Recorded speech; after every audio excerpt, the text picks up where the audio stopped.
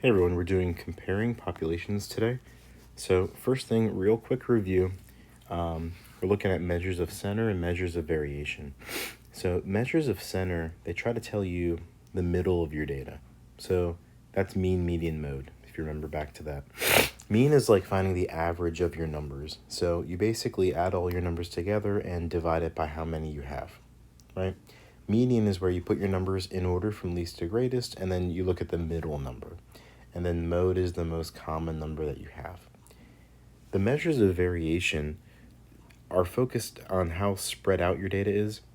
MAD, we're not going to actually calculate the MAD, but we're going to talk about using it to help us find how spread it is. But basically, you find the mean of your data, then you look at each number you have, and you find how far away each number is from the mean, and then you take those values and find the mean of those numbers. So it's a little bit weird, but it is helpful to find how spread out your data is. IQR, you might remember this from doing box and whisker plots last year. That's Q3 minus Q1. Again, we don't actually calculate that very much in 7th grade, but we just have to know when we would use it. And then range is the maximum minus the minimum, which means your biggest number, which is your maximum, minus your smallest number, which is your minimum. Okay, so what we're going to focus on today is comparing populations. So the big thing to remember is when both of your distributions are symmetric, you're going to use the mean to find the middle of the data and the MAD to find how spread out it is, like the variation. As soon as you have something that's skewed, if one or both of your distributions are skewed, you're going to use the median and the IQR. Okay? Mean and MAD go with symmetric. Median IQR are when something is skewed. So these kind of sync up together. Okay? So like here's a symmetric bar graph or histogram. Here's a symmetric box and whisker plot, right? You can tell it's got symmetry. Like if I were to break this down the middle, right? Both sides are symmetric or basically symmetric. In real life, your data is often not going to be exactly symmetric, but if it's like pretty close, we can just call it that. Same thing here with this box and whisker plot. If I chop it down the middle, both sides are pretty much symmetric. So if I had two box and whisker plots that looked kind of like this, I would use the mean to find the measure of center and the MAD to find the measure of variation. Okay, these are skewed though. This one is skewed right because as I slide down to the right, you see I kind of have this like tail trailing off to the right. It's getting like smaller and smaller and smaller, smaller. That means it's skewed right. When it's the other way, and you have all these little things going, kind of stepping up, that would be skewed left, right? And then box and whisker plot. This one would be skewed right because my right side is larger than my left side. This is skewed left because my left side is larger than the right side. Okay, so down here, example 1, comparing populations. It says, Isabella and Mateo each collect polished rocks. The weights in ounces of their rocks are listed below. Which statistical measure could be used to support the claim that Mateo's rocks generally weigh more than Isabella's rocks? So we're trying to say which one of these like options would kind of show us that Mateo's rocks weigh more. So the first thing to do here, it's a little weird because we have decimals for Isabella and Mateo's got fractions, but that's okay. It's not a huge deal. First thing is we're just going to start going through the list and seeing which one would show that Mateo's way more, right? So the mean is where you add everything up. So I'm gonna figure this out here. We're gonna type all these things in and then divide it by how many there are, right? So give me a second. Let me just type all this in here. We're adding it up. Okay, so for Isabella, I get, when I add it all together, 53.5. Let me just check Mateo's here.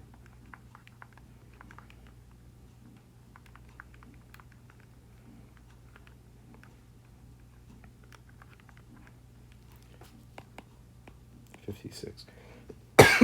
Okay, so I got the totals, right? Now I need to divide each one by 7 because each person has 7 rocks that they're looking at. So for Mateo, it would be easy. 56 divided by 7 would be an average of 8 pound, or not pounds, ounces, an 8-ounce rock. And then for Isabella, if I did 53.5 divided by 7, I would get 7.64 ounce. So right away, the mean is going to show that Mateo's on average way more. Now, both people have like a really big outlier. They each have like one huge rock that they added. But this is saying that on average, Mateo's way more. If I go through these, these are probably not going to prove that Mateo's way more. So just to see, for example, the median, right? If I'm trying to find the median, I would cross off the smallest and cross off the biggest and work my way to the middle. So Mateo's median is 6. You're going to find that Isabella's median is also 6. So that wouldn't prove that Mateo's way more. That would kind of show that they're roughly equal, right? So I'm not going to choose that. Let's see why the mode wouldn't work. Mode for Mateo is 8. That's most common. Mode for Isabella is 8.75. So that would show that Isabella's could weigh more, right? So that's not one I want to use. So I'm going to get rid of that. And then the range would be big minus small, right? Max minus min. So here's Isabella, 17.5 minus 3.75. And Mateo would be 18 3/4 minus 4. So that'll just be 4 3/4. So let's check the other. Let's check the other one here. So 17.5 minus 3.75 is 13.75. So this one shows that it's got a larger range. The problem with this though is that's not really a measure of like the middle, right? That's just kind of measuring how spread the numbers are. So we wouldn't really want to use the range, even if it showed, like this one, it shows Mateo's number is bigger, but it's not, that's kind of a different measurement that you're taking. That's why mean would be the best. Okay, down here, example 2, comparing these populations. So the number of runs scored per game. So these are runs scored per game by the baseball team and the softball team are listed. Which statement correctly uses a measure of center? So that's like mean, median, mode, right? To compare the two teams. So A, it says the team scored the same number of runs per game because the median is the same for both teams. So let's go in here and let's investigate. Let's see if the median is the same for both teams. So I'm going to find the median for baseball. Okay, I get down to 2 numbers. To figure out the median for 2 numbers, I add them together and then divide by 2. So 2 plus 3 is 5. 5 divided by 2, that would be 2.5. So that's the median for baseball. Down here, softball, median is 4. So the median is not the same for both teams, so that wouldn't make sense. Get rid of this work here. Okay, teams scored the same number of runs per game because the mean runs scored for each team is the same. So we have to see if the mean is the same. So mean is where I add all these things up. So for baseball, I'm just adding all their runs together. I get 36. For softball, I add all their runs together. And I get 27. Then I have to divide by how many games. The games look like it might be different here. Like there might be more baseball games.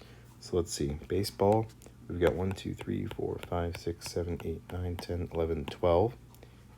And softball is 2, 4, 6, 8, 9. So this gets divided by 12. This gets divided by 9. 36 divided by 12 would be 3 runs per game. 27 divided by 9 would be 3 runs per game. So that sounds right. The runs per game is the same because the means are the same. Yeah, that's perfect. Last thing, baseball team scored more runs per game. than the softball team because the baseball team played more games. No, it doesn't matter how many games when we're talking about runs per game, because you just take all the runs divided by how many games. So wouldn't really matter that baseball plays more games. Okay, down here. So looking at box and whisker plots, we're not going to have to construct these, but we will have to look at them and interpret what they mean. So I have a bunch of key words here. First of all, you'll notice that the box and whisker plots are always kind of floating above a number line, right? It kind of helps you make sense of what it's saying. You've got a minimum point and a maximum point, right? This is the 1 point that's the smallest. This is the 1 point that's the largest. Okay, median is the middle of your data. Q1 is kind of the middle of that bottom part. Q3 is the middle of the top part. You can sort of imagine that there's like I'm just gonna put some little dots here. You can imagine that there's dots all over here, right? Every little dot, we could say, is a data point, right? I'm just making this up, but let's pretend those points are values, right? We don't know what this box and whisker plot's about, but there would be data points all over the place. Each quartile, right? A quartile, when you see that prefix quart, right? Like a quarter, it's like 25% of a dollar, right? 25 cents in a dollar. Or a quart is like 25% as big as a gallon of milk or something. A quartile is 25% of all your data. So if there's like 16 data points here, I put 16 little dots there. 4 of them would be between the minimum and the end of that whisker. 4 of them would be in this next box. 4 would be in this box, right? So again, I'm just kind of making up where the data goes, but this is kind of what it could look like. So you could have a question where it says, what percent of your data is between Q1 and Q3, or what percent of your data is in the box? You would say if the box is made up of 2 quartiles, that would be 25 plus 25. You'd say 50% of your data is right here. So every piece is 25%. So if I said, what percent of your data is above 20? Well, here's 20. Everything above that would be 25 plus 25 plus 25. 75% of your data is above that point. So it's just kind of good to know that each quartile means 25%. Down here, what's the shape of the distribution? Shape of this distribution looks symmetric. So we'll say that. Okay, because this whisker and this whisker are basically the same. This piece of the box, this piece of the box are basically the same. So if they're symmetric, we should use mean to find the center and MAD to find the variation. We're not actually going to calculate those things, but we just need to know what we would use. Okay, down here, describe the distribution. This looks skewed right to me. So I'm going to say skewed right because it's sloping down to the right. What is the range? Ooh, okay. So we'll say this is 260, right? We'll call this 20. It's kind of tough to tell. It's like hard to read, but I think this is saying 20, right? I think that's what that means. There's 4 of those. So we're going to say range would be the max minus the min. So if my max is 260, my min is 20, then that's going to be $240, dollars, I guess, if they're talking about a bill, right? Number 3 says, does this data distribution show any outliers? Yeah, it's right there. It's that one that's all by itself. We know that because there's a whole bunch of space between the value right there and the rest of the values. So that would be our outlier. Okay, 2 questions to finish up here. It says macaws are tropical birds that can live a very long time.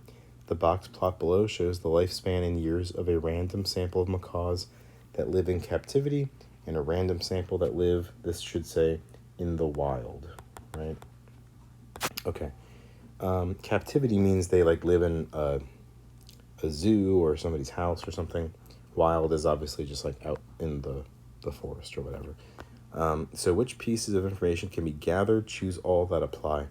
Okay, so captive birds are in purple, the wild birds are in blue. Lifespan in years, like how long they live, is right below it. So let's see if any of these work. So A says, on average, lifespans were longer for macaws in the wild. Lifespans were longer. Okay, a long lifespan means you live to be an older age, right?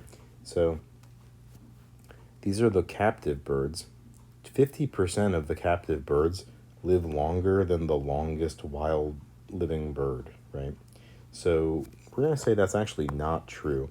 Even though this is a bigger range, it doesn't mean that their lifespans are longer. Some of them only lived a very short amount of time for a macaw. So we'd say, not that one. The lifespans for all of the macaws in captivity were longer than all of those in the wild. Well, that's not true. There are some wild macaws that lived longer than some captive macaws, right? Like, there was this one bird in the wild, right here, the maximum, lived longer than like 50% of the captive birds. And there's others in here, I'm sure. So we can't really say that would be true either. So it's not B.